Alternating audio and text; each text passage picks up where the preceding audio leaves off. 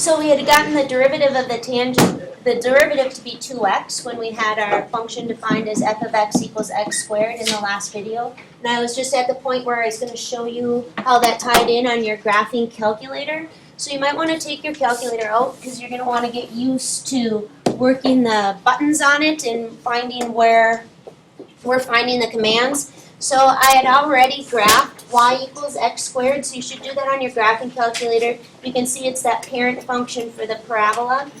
And we were in the process of finding our dy dx, or our derivative, and I said that was located under the calc option. It's down here at number 6, and that's kind of right where the last video put out. So if you arrow down to number 6, that dy dx option is your derivative. So if you could arrow down to that. I think I'm going to do it one more time here. I went to the integral one by accident. So dy dx, go ahead and hit enter. Did I do it again? Second, calc. Number 6, I'll just hit the 6. There it is. So it's waiting on the bottom here for you to enter the value of x that you want to calculate the derivative at.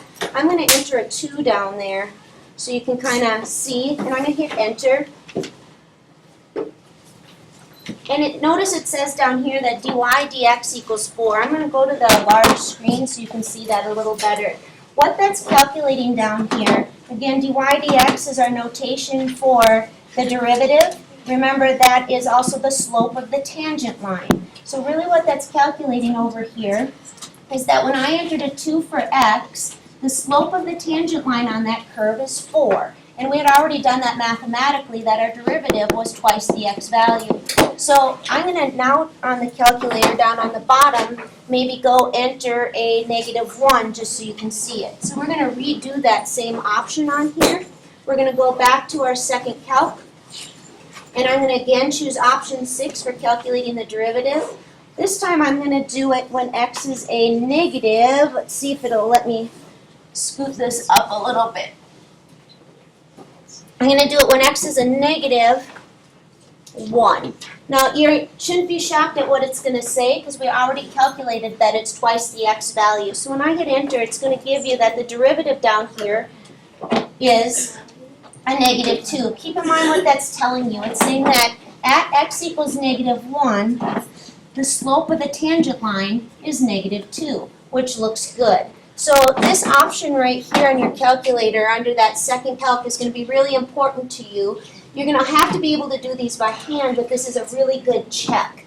So before we move on, I'm going to make sure you've got that concept of the derivative down really well. So I actually found a nice little video clip that explains it, and I'm going to run that for you. I think it's about 6 minutes long, and you can just sit back and watch it. It explains what we were doing before.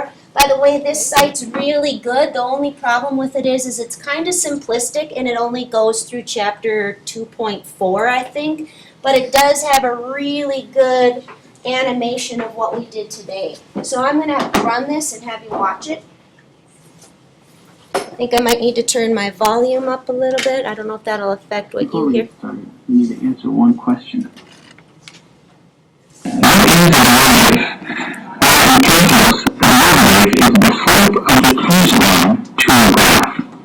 From the tangent graph f of x, the point C the tangent graph at x equals c will look like this. In essence, the tangent line is just a line that touches the graph once at that point. So that's interesting. Well, we can do all sorts of different derivatives because, as you can do with the line function, there are all sorts of different tangent lines. Let's try to represent the x value, trivial information, and how the tangent line changes after that moves. Then we can determine exactly what the slope of that tangent line is. And do that using what's called the difference quotient.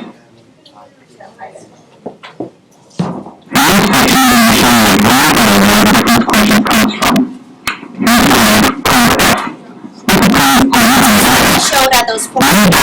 The slope of the tangent line to f at that point. First things first, the coordinates of this point are x and f of x.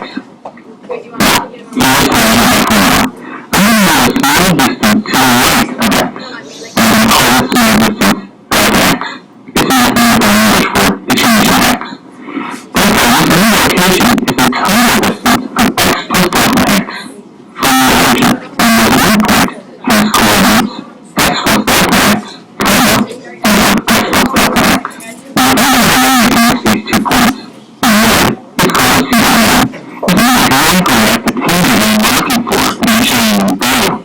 In our notes, we used an 8. This is the slope of the line. Now, I use the alpha alpha, the slope of x y2 minus 1 divided by x2 minus x1. The radical slope is x plus delta x minus f of x all divided by the quantity x plus delta x minus x. Now, as you calculate x in the denominator, I get this. Remember, this is the slope of the c line, not the tangent line, so I'm not done yet. I'm going to find a line which is closer to the tangent line than this one.